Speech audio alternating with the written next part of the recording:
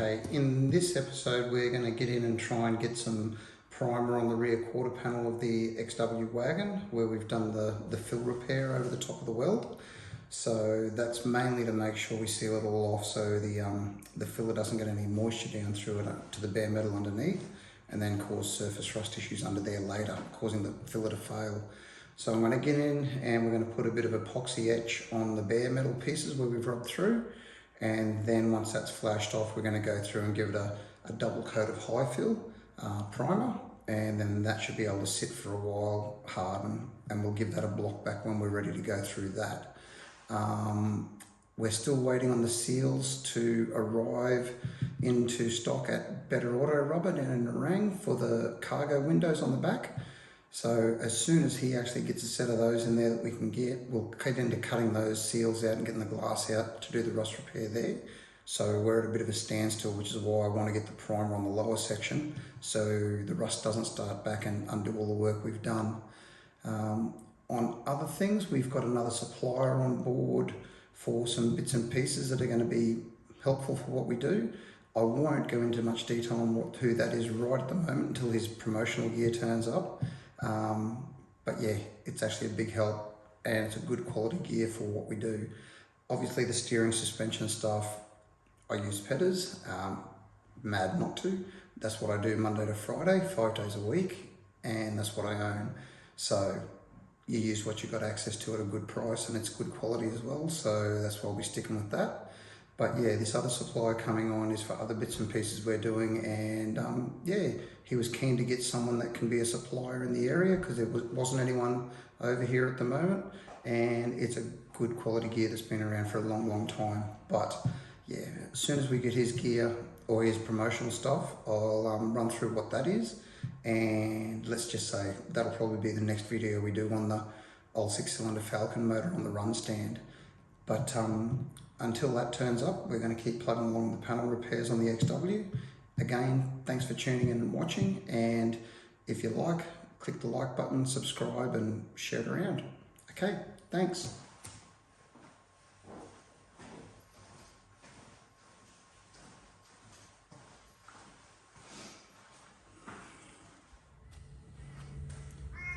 Right, so we've got our gun with a 1.4 tip loaded with, say, a quarter of a pot, if that, of some epoxy etch primer just for bare metal, because over here where we've been doing the repairs, we've got our rub throughs, which are kind of small enough that you'll probably just do the primer straight over, but this back section is a bit bigger than normal. So what we're going to do is put a light coat of an epoxy etch on them, just so it's not big areas of bare metal, and then we'll get the high fill primer over that and over the filler. So we'll probably need about an hour for it to dry in between. So we're going to get into that now and get that done. So we've got one light coat on all the bare metal spots. We'll let that flash off for 5. We'll give it another light mist, then we'll clean the gun up, and we'll give it an hour to sit, and we'll get into the high fill primer. And once that's on there, we can know that the filler isn't going to get moisture absorbed through it and then causing surface rust issues underneath. And we can also let it sit and shrink back while we wait for the window seals to turn up for the upper repair, and it'll be ready to board back and make sure there's no imperfections or waves in the panel that we repaired.